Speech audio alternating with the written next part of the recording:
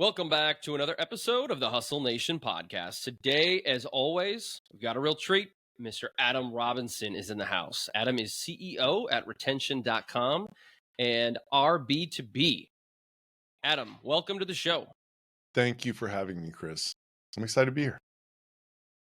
Excited to have you. I think you're the first guy to be on the show who's really in the SaaS business. So let's get into it. Tell us a little bit about retention.com and RB2B. So retention.com, we sell software to e-commerce stores. And what that software does is it identifies anonymous website visitors. And it takes that person, if they didn't fill out a form, it takes them down to an email address, even though they didn't give it to you. And then we can give it to the e-commerce store, and the e-commerce store can use that to do all sorts of crazy stuff. Like send somebody a card abandonment email, even if they never had the email in the first place. Pretty cool. Nice.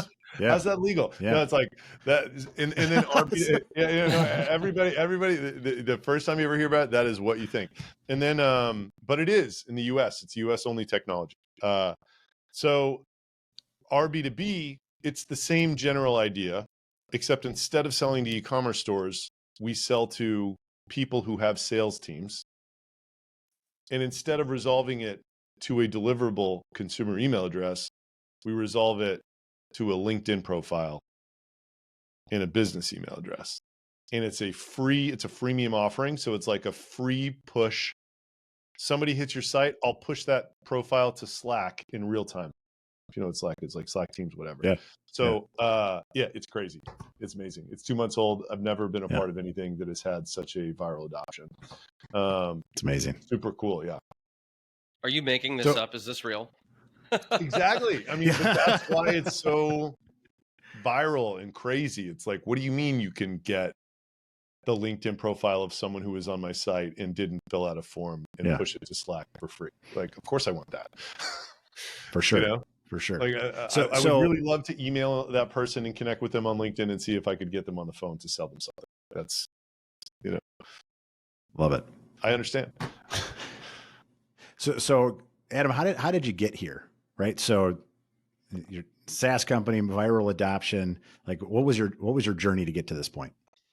Well, the medium length story is I graduated college in 2003 and I started working at an investment bank called Lehman Brothers that no longer exists. And if you've been alive for a while, you would know that that was it's now defunct, and it was the center of the financial crisis in 2008. I was a credit default swap trader, which was largely responsible for the crisis that happened in 2008. That not me, the product category was. And you say there's been movies written about this. Yeah, and like if you so The Big Short is like, that's the job that I had. People in that book were like my boss and stuff, and like they did a pretty good job at capturing that world, like really sort of it had a pretty good representation of what life was like then. So the interesting part of all of this is I show up in New York. A high school friend connected me with these guys, these 4 guys. We were sharing this big apartment down in Tribeca, and these guys are working on a website, and it's called Vimeo.com, the video sharing website. So like he's got, exactly. So like these guys, literally, I walked into a room on the first day when this guy, Zach Klein, was making the first mock-up of the first homepage of Vimeo. And the other guy, Jake, who I'm still friends with, I'm seeing him tomorrow, he lives in Austin. He was the engineer, and they were like, he was like a content creator also. And he was like, yeah, I think people are going to want to share video. I'm like, this is like the future. You're going to want, Dropbox isn't going to work for this. You're going to like whatever. So as you can imagine, I had a really great Wall Street career. Never had if you were in the center of that universe at that time, you just were lucky and everyone killed it. But those guys, I didn't have vocabulary for it at the time. I just sensed that they were getting more out of their life than I was. Because at the end of the day, when you are working on Wall Street, almost with no exception, there's one reason you're doing it. It's to make as much money as possible. If you made a certain amount of money, you would not go to work. Like, that's just it. So after the financial crisis, I'd saved some dough. I just wanted to pursue this life that I observed that they had. And I wanted to start a company in that apartment that I held on to the apartment. It was great. Like, it started off as 5 guys, and then slowly as I became more successful, it whittled down to just me. And I started a company in that same apartment. And I mean, that it was just, so like from when I decided I wanted to leave finance in September of 2011. So I actually stuck around at Barclays, who bought Lehman, for a couple of years after. Had one great year, one horrible year, got paid 0. And I was like, well, now I'm screwed. Basically, I was like, long story short, when that happens to you, when you get donutted, it kind of messes up the next 5 years of your life. So I was like, I don't really want to do this anymore. I saved a ton of money. I'm going to take this money and see if I can start a company. That was where I was at. And man, I just can't describe how awful that is in many ways, because the hardest thing is when there is infinity opportunity in front of you, narrowing down on a path to pursue. I had 0 skills related to anything that I could start a company doing, right? Like, when people ask me if they want to be entrepreneurs, what they should do graduating college, I'm like, either get really, really good at selling, or become an engineer and learn how to build. Or there's this new thing that I now know about as an entrepreneur for 12 years, product. Like, learn product, how to synthesize information from customers and then communicate that to people who know how to build. Like, start there in a startup that is good. Because then you can gain a bunch of skill and hopefully recognize market opportunity, and then take that skill that you got on someone else's nickel, jump ship, and start a startup in a way that would not be nearly as painful as I started mine. Knowing none of this, right? I mean, SaaS is so hard. I'm so lucky that it worked, and grateful and all of this. But yeah, I mean, I started my first company. We had the quote unquote idea in February of 2012. We actually launched a product in January of 2014. It was an email newsletter app for very small business. And then I didn't pay myself $1 for 5 years. That's how long it took for me to pay myself a salary again. And it was horrible. And it was like, that first product and company that I had, I mean, there's purpose in the struggle. And it was a very, the lessons that I have learned from all of that have obviously made me get to a point where I can say things like I just said. But man, it was hard. It was like, the product market fit is a term that gets used a lot in SaaS and software, and we didn't have it. So when you don't have it, everything you do feels like you're pushing on a string.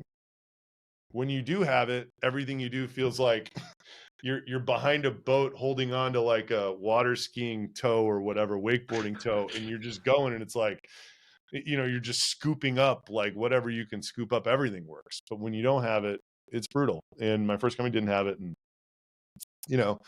basically we had this strategy which got us to a few million in revenue, and it was profitable, but it was slowly shrinking, and that's a horrible place to be.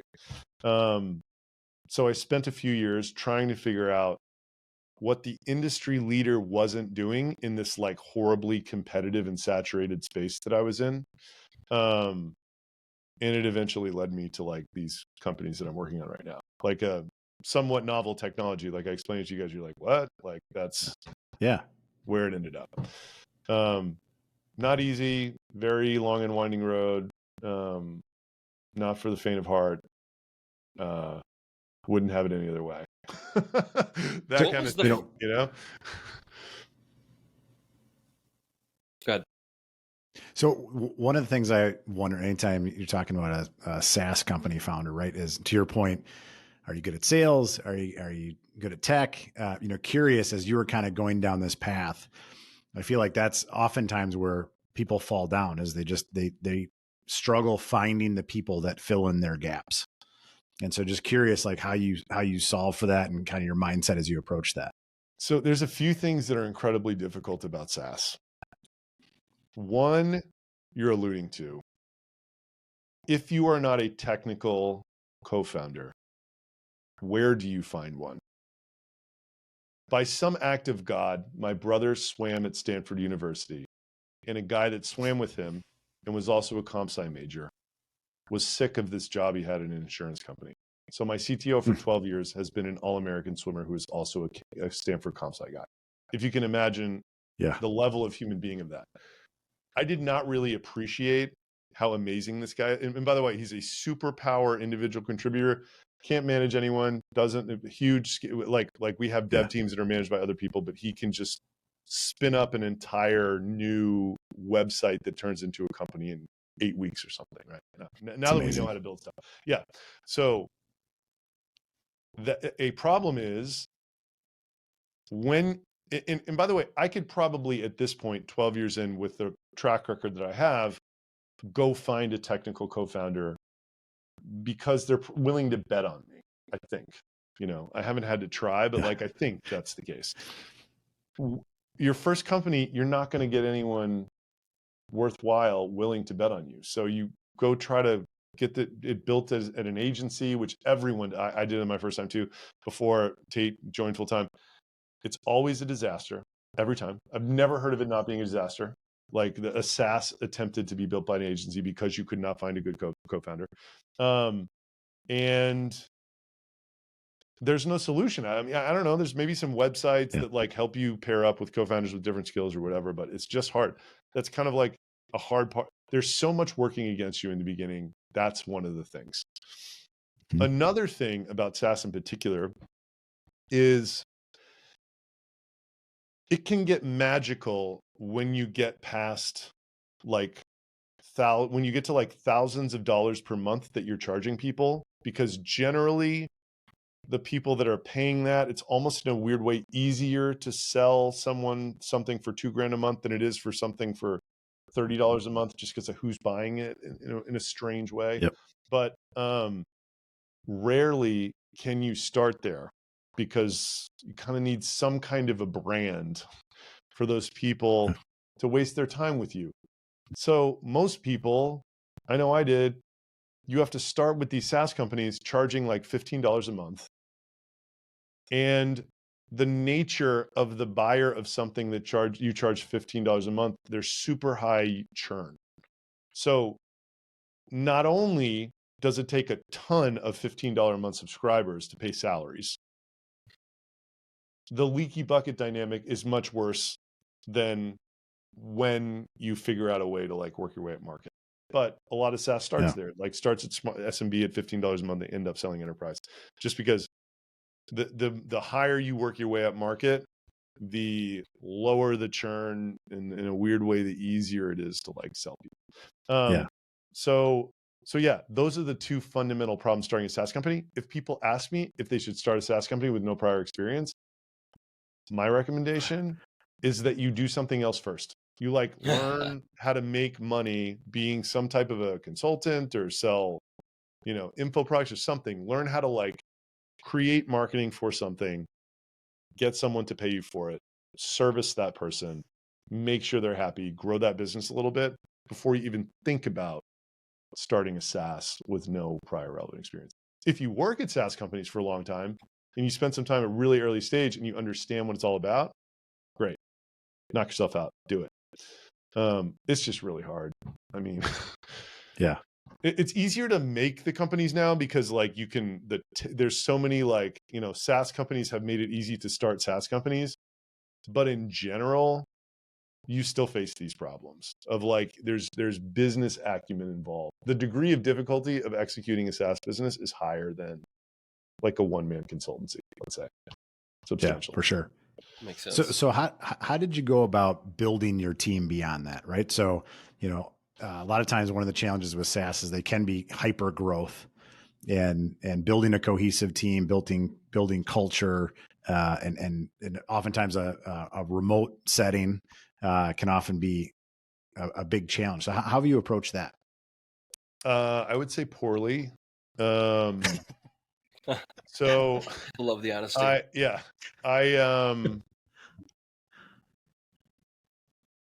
It's just, so my first company, we had this strategy that got us to a few million. It involved kind of like a boiler room style call center. It got to where we couldn't feed any more leads into it, so it shrunk to like 6. My next company, I was like, I don't want a call center ever again. I didn't like the culture of it. I didn't like the churn and burn nature with people. So we kept it super lean. And then a year and a half ago, I thought it was like unicorn territory. So we hired we went from like 6 to 60 people in like a couple months. It was bad. It was just not good. And so like, I didn't even know why, it wasn't good, but like, I'm now working with an executive coach who's meeting with 8 people on our team, all the people that run the different teams. We have like 60 people now or something like that. And we're rolling out EOS. Don't know if you've ever heard of it. Entrepreneurial. Oh yeah, Audit. for sure. Yeah. So until I hired a very experienced COO a year and a half ago, and he kept trying to roll out OKRs, and it just didn't really stick. And for us in particular, the EOS thing standardizes all of that in a way to where, and we have a guy helping us roll it all out, which is incredible. But I now know what it means to have processes. Until we rolled this out, I did not know. I would hear people say those words, and I thought that I understood what the words meant. And I did understand what the words meant. I just didn't know that what I was doing was not that. Does that make sense? So we hired a bunch of like high flyers from all these different places while we didn't really have our way of doing it. And then they brought in their ways, and it was like a total mess. So that's why I say poorly. I think we're, 6 months to, we've been at it for like 6 weeks right now, this EOS thing. I think we're probably like a year away from somebody looking at our company and saying that company operates excellently, just like in the way that it, if you're kind of winging it, I think one of the biggest problems you have highly productive individual contributors that got you that first whatever. They don't really have much management experience, and they don't understand why when you hire people, those people don't do things exactly like they do. And they are not able to articulate.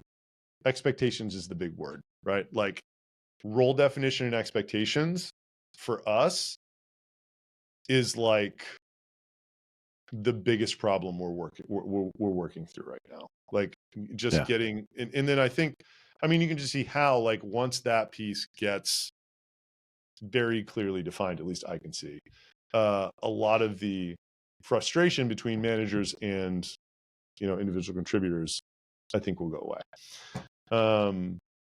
Anyway, yeah. No, I think that's great. I mean, one of the quotes we pull up in our company a lot of times is, today's unset expectations is tomorrow's resentment.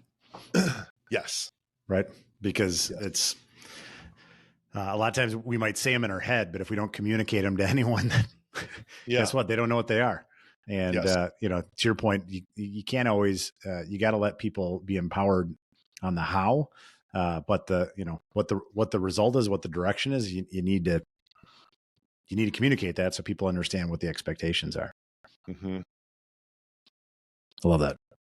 So, as you're talking about kind of hopping around and hyper growth and this great opportunity in front of you. So I doing the book from Traction with Gina Wickman, EOS, that's obviously a big piece.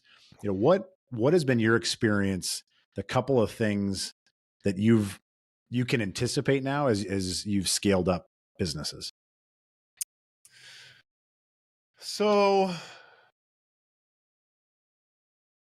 it is the question like versus when I started, like areas where my intuition has improved. Is that for sure generally what you're going for? So I think that there's I'm creating a new business right now within our business, this RB2B thing. And I'm realizing that it's like my favorite stage because it's just what I love doing. And I think over the years, my ability to, before I start like sending a signal out and getting signal back from the market, like whatever it is, talking, email, phone calls, whatever, I would say my intuition has not gotten better about what will and won't work, but my ability to identify what is a worthwhile opportunity after spending like a few months talking to people in a market and how good it is like night and day better. There's a great book about starting software companies called 4 Steps to the Epiphany. I'm not sure if anyone's ever heard of that. It is fantastic. And the whole idea is most people think that the way to build software companies is you build the software and then you launch it and then you go find your customers. Whereas the way to reduce risk is as you're building, you are literally putting the buyers together. If you can get them to pay you before the product exists, you have one person building, one person constantly talking to the market about what your hypothesis, which is what you're building, whether it's true or not. So I think I've just gotten like good at that process, and I use different tools now or whatever. And then just really understanding kind of like Charlie Munger. I love this guy. And he's like got this expression that he calls Lollapalooza effects. God rest, RIP. Yep. But it's like there are forces in the world that when combined with other forces, it's like kind of 1 + 1 = 3, Yeah. And I'll give you an example. Like I have been making founder brand content on LinkedIn, which is just me being a LinkedIn influencer, for lack of a better word. I got really good at it, and it's aimed at the audience for RB2B. It's this megaphone that's incredible, and everybody in the audience is a potential buyer of this.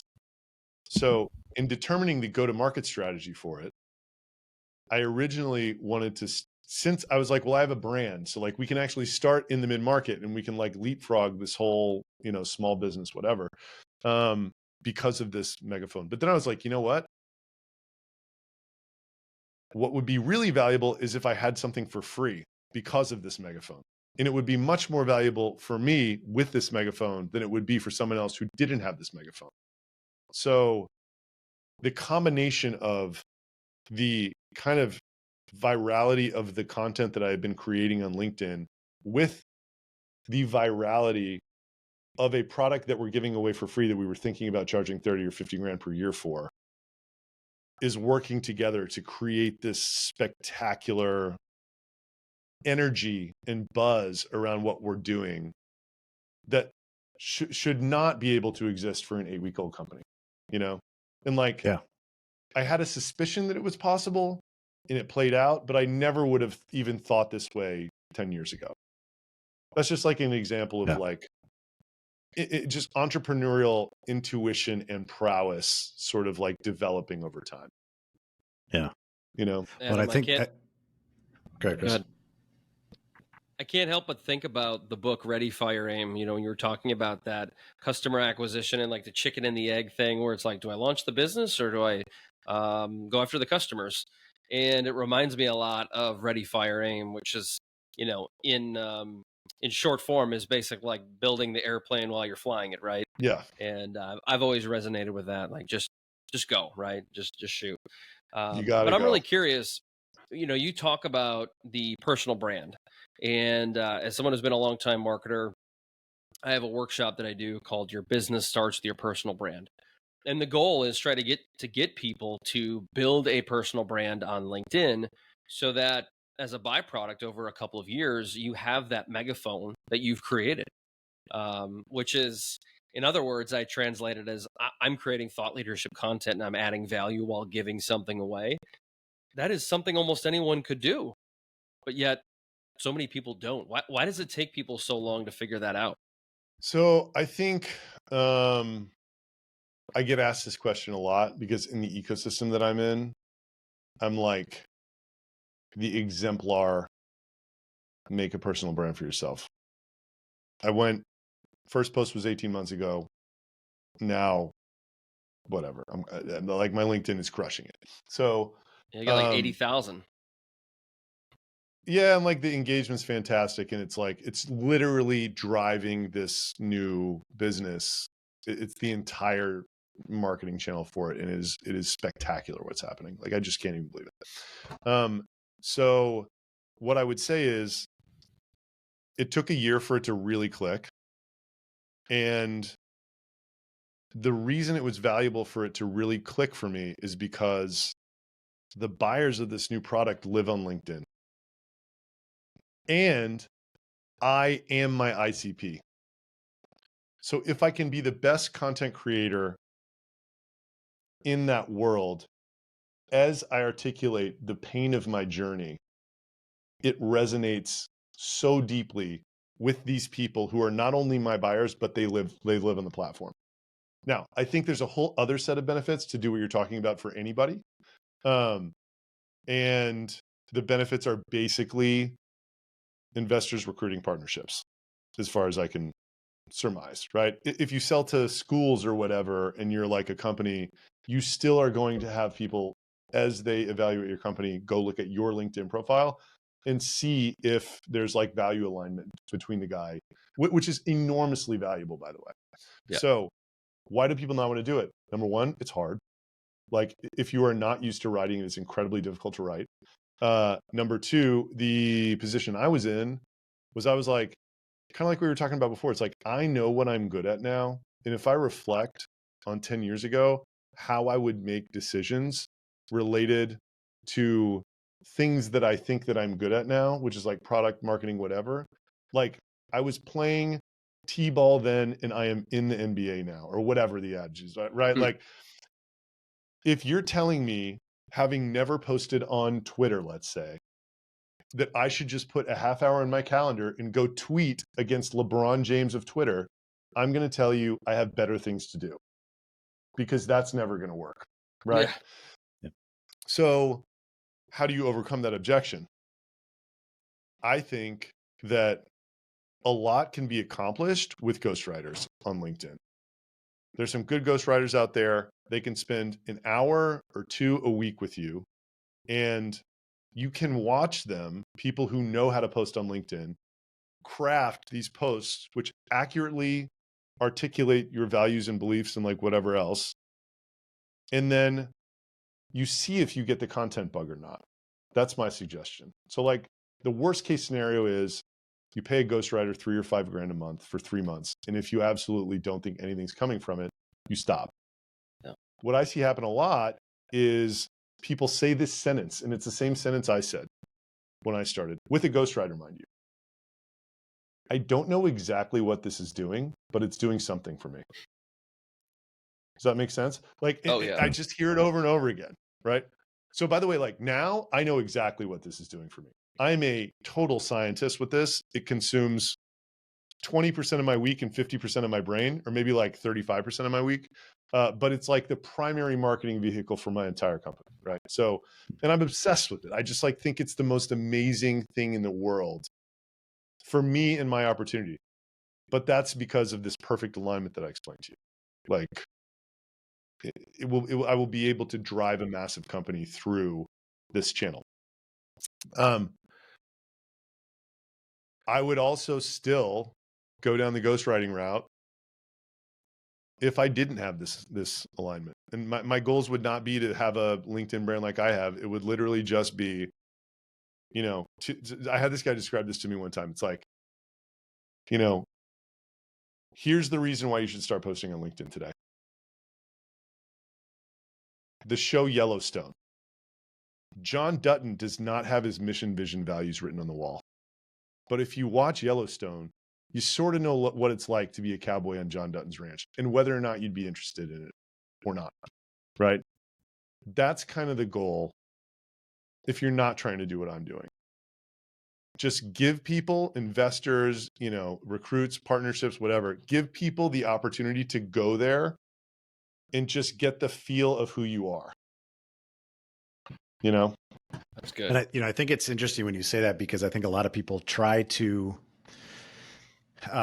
they try to pitch, right? They try to pitch, they try to, push product and real quickly, no one wants to pay attention to it. Right. Versus, to your point, people engage with people. That's why the, personal brand resonates, right? Is because to your point of the Yellowstone comparison, if people can get a feeling of who you are, that translates to who your company is. And that translates, by the way, it's still creating awareness of what you're doing. Right. I mean, I think it's creating better awareness. And, Mhm. you know what I mean? And this is a strange thing. You can't, so people are always, a question I also get in addition to that one is like, well, how do you measure the ROI of what you're doing? The And non-believers will ask you that. And I'm like, this sounds really weird because I do spend, I'm super ambitious with like this. I'm trying to do something very new in video for LinkedIn. And like, I basically have a filmmaker on staff helping me starting to write narratives that are like perfect individual standalone LinkedIn posts. I made a docuseries last year. I'm making one again this year. So, but I'm psychotic about this. You don't need to do any of it. This is all like, I think the what makes this the most powerful thing in the world is I have the ability to make people feel like they are my best friend. That's why I do talking heads. That's why I am so, you should read some of my stuff. It's brutally like read my last, I do a work in public company update once a month. Last month, and by the way, I was like declaring that we were going to be a unicorn 18 months ago in 12 months or something stupid like that, right? Last month's update, I was like, this is the fourth down month in a row, and we're down 2.3%, and I don't know when it's going to end. And it was just like, here is all the stuff that completely sucks. And people read it, they're like, how is this guy posting this? Like, does he, like, and people ask me that. They're like, literally, how do you write that? Like, I couldn't bring myself to tell that to my wife, like, let alone, be out there for everybody and your employees and everything else. But that is what I believe is creating this magic for me right now. It's providing this vehicle for people to know, to feel like they know me like a best friend. And now I go to an event that's in this ecosystem and I can tell by the look in people's faces, they think we're friends and I don't know who they are. A lot of them don't even say their name. A lot of them don't say, like almost no one says their name when they introduce themselves to me. I'm like, what? Yeah. Like, hey,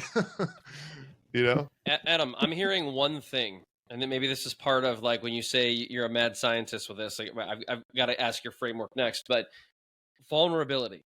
People who were posting videos during the pandemic, whether they be like coaches, consultants, people with online clothing boutiques, the ones who crushed it were the ones that were talking about their life, but more specifically, they weren't afraid to talk about their losses, their failures, their fuck ups, whatever it was. And that was the thing where like I could hear my wife listening to these videos and she's like, oh my God, I just bought like, 6 sweaters from this woman. I'm like, do you know her? She's like, no, but I feel like we're best friends.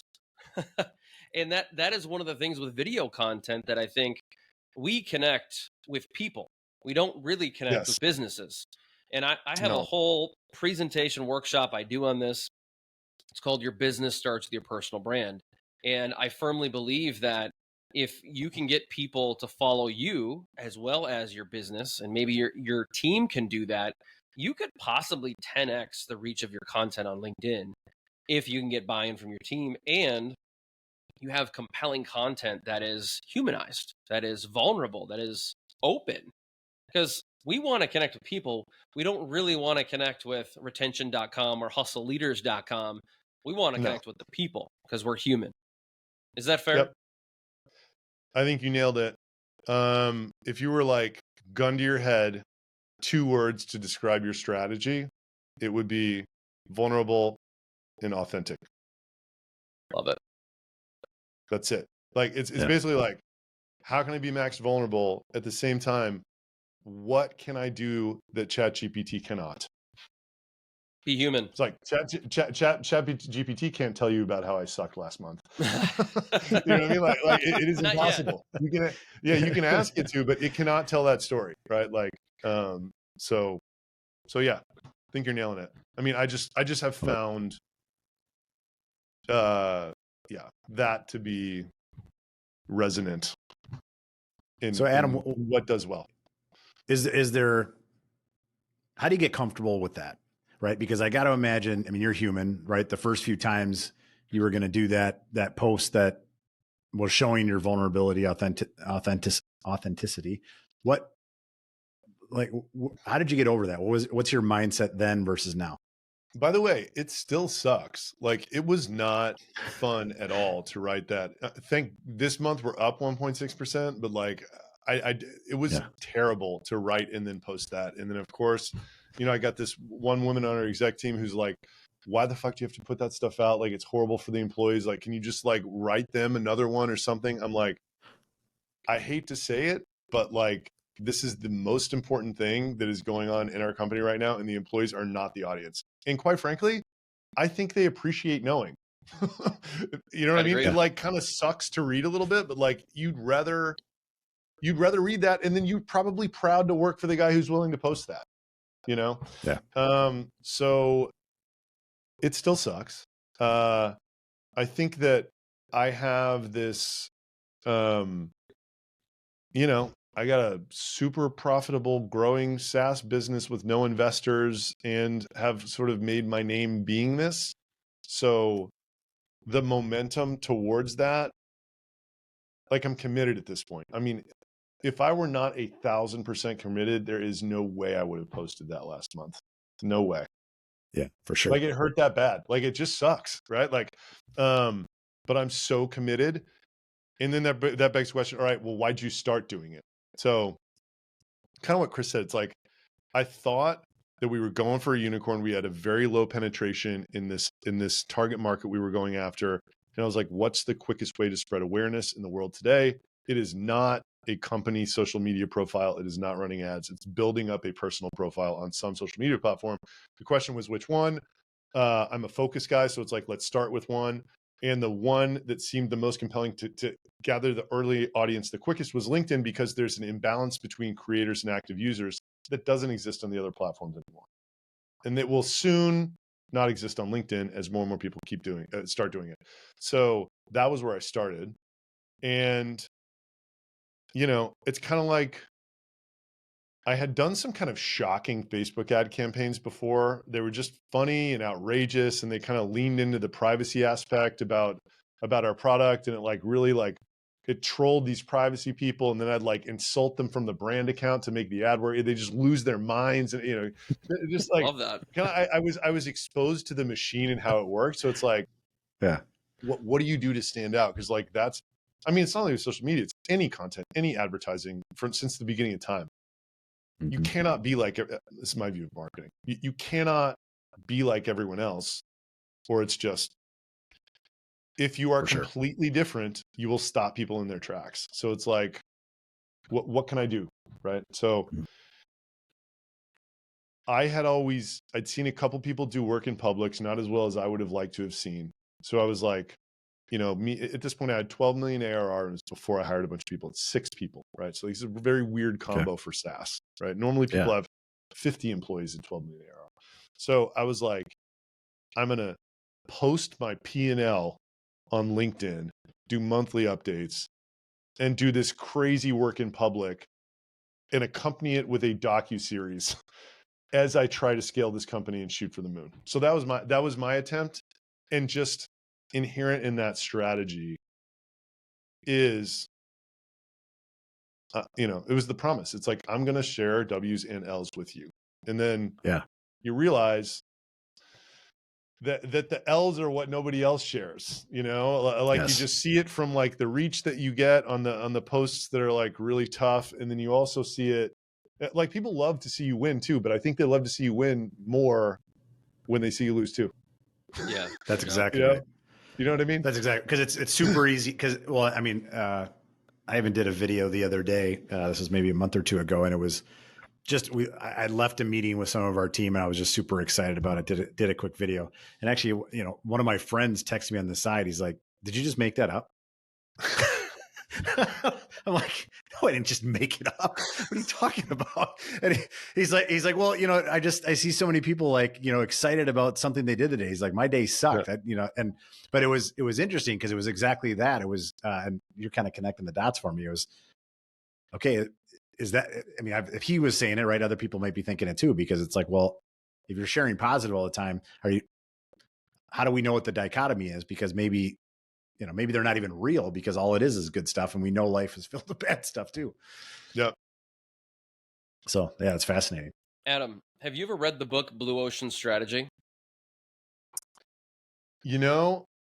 I think that I have read, man, I've read so many business books. I know that title. So what's the like byline or whatever? I don't necessarily know. I could give you a synopsis, but when you're talking about your email business earlier on in the show, in the marketing, the one thing I think of is that you mentioned a few times how you're in a highly competitive industry, which so often would be conferred to as a red ocean, just full of sharks, blood in the water. And in the book, they talk about how there are a lot of people who know they need to differentiate. They know they need to stand out. Marketers like you and me. And they say, some people are swimming from the red ocean to the blue ocean, but they're like forever stuck in between. It seems to me that you understood early on, even going back to the email days, that you had to differentiate. And I've said this a lot so often is, you could be better or best in class, but you're still ultimately a commodity. It's not until you put yourself in that blue ocean where, maybe you're in SaaS and maybe you can identify users. There are plenty of other people who do similar things in the world to that. But when did you know you always had to kind of stand alone in your own class? Because it seems like that happened a long time ago for you. Yeah. So it definitely didn't have, so like, just very early in my journey, I didn't appreciate that concept at all. I was like, commodity's good because they're big markets and like we can just be cheaper and not better or whatever. Right. And then this idea of like, because it was like, we just need to match the features of the incumbent and then be cheaper. And that's like not a strategy. Unless you're 10 times cheaper, then it's a strategy, or you're free or something. Right. But I, not very quickly, because it was a long time, but like there was a moment in which I was like, oh, I need to be doing things they're not doing, and then I didn't really feel the absolute glory of having something that was completely new to people until retention.com, which used to be called Get Emails.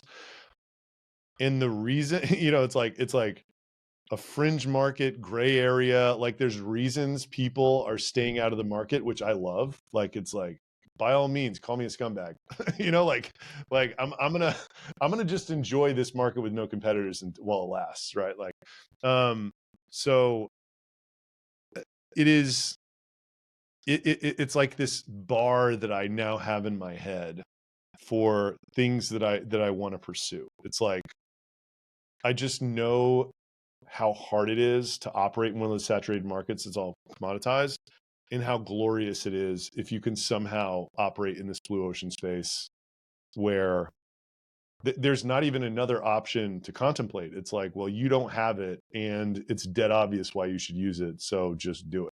Right. Like, kind of like what I was describing on the B2B side. It's like, wait, you wouldn't do that and it's free? Okay, I'm in. Yeah,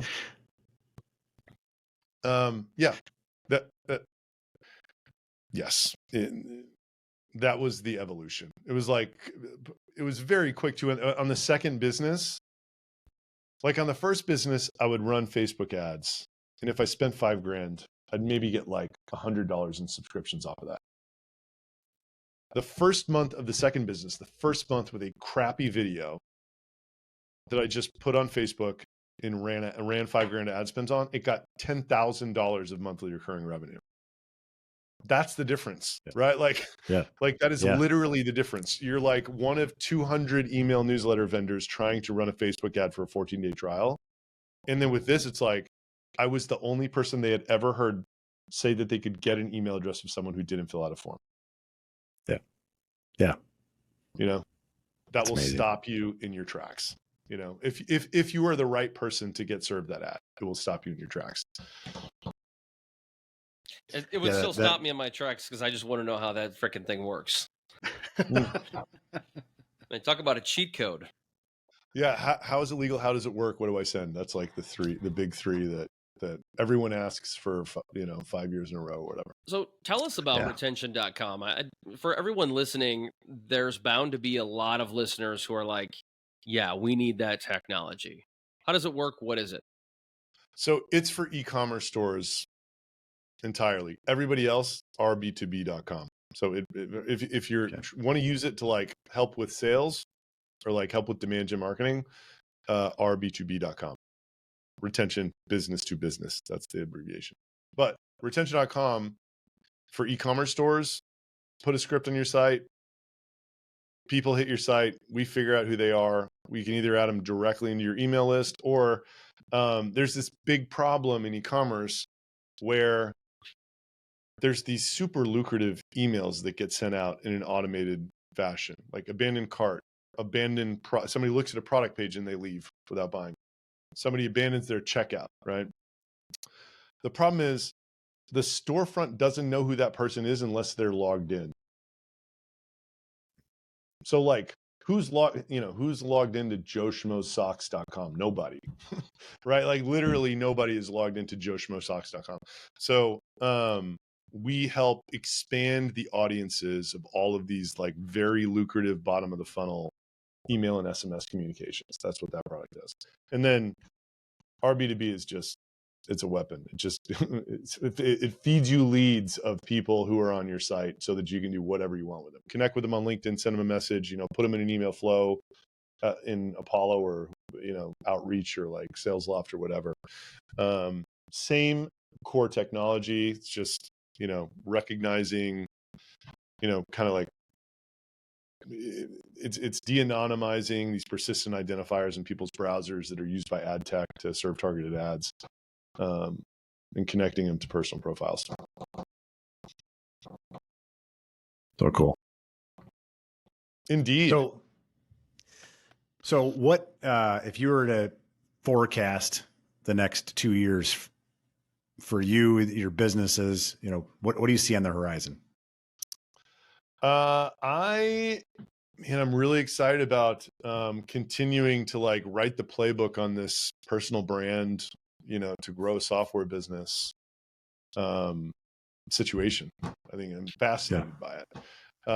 And I think that's what's happening now is I'm slowly becoming this entire world's best friend, with maybe 10% of them absolutely hating everything I'm about and stand for, which is part of it. But like 90% of them, the group of high affinity is growing. And if someone feels like they're your best friend, you can sell them anything you want. So like just expanding, the portfolio of products that this our B2B thing is, that's where I see it going. So when you say expanding the suite of products, what is the suite or going to be? So like it's a data company at the end of the day. So there's a database underneath it, something like ZoomInfo or Apollo.io, if you're familiar with those. It's like contact databases that people use to prospect, to sales prospect.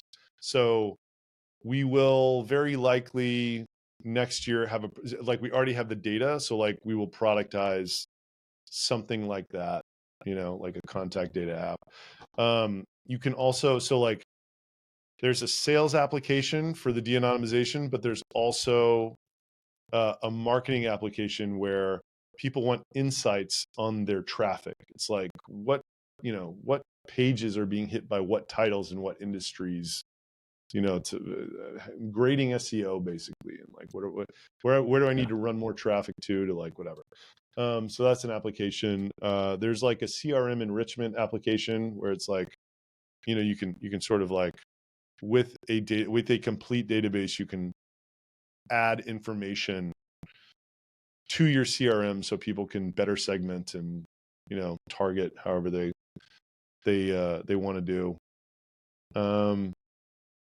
Yeah, I mean, those are the obvious ones to me. That's exciting. A lot of opportunity in the world of business. I'm excited. Adam, thank you for being here today. This was probably a conversation that could last another 2 hours.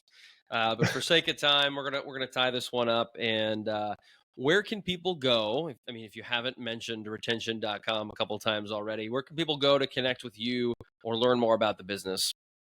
Sure. My LinkedIn is amazing, so you should check it out. Adam Robinson, Retention Adam. Hit me up there, connect with me there, follow me there. You can email me at adam@retention.com. Check rb2b.com out. That's all I got going on. Great content, great Cool. stuff. If you want to follow a thought leader, which is what Adam is. Adam, thank you for being here. It was great, very insightful. Nice to talk to someone in the SaaS space, and I can't wait to have you back. So for all your listeners out there, thanks for tuning in to another one. We appreciate the ears. Until next time, peace. Thank you, Chris.